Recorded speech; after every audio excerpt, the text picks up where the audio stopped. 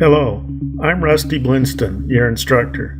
In this course, you will learn how to read and interpret industrial piping and instrumentation diagrams, or P&IDs as they're more often called.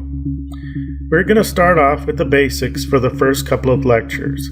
Then we'll dive right into the heavy lifting, taking real-life P&IDs and following out flow paths, finding out what types of valves and instruments are being used, and learn to tell what size piping is in place.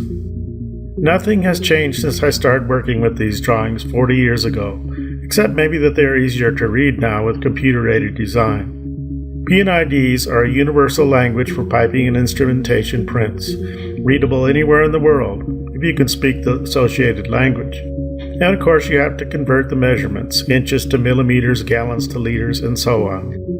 When you complete this course, you'll have learned a skill that will give you an edge on your competitors.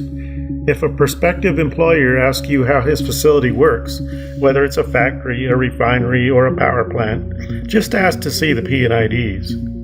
If you're already employed at one of these facilities, you will be able to increase your knowledge of the plant tremendously with these newfound skills. Let's get through this together, and thank you for allowing me to lead you on this journey.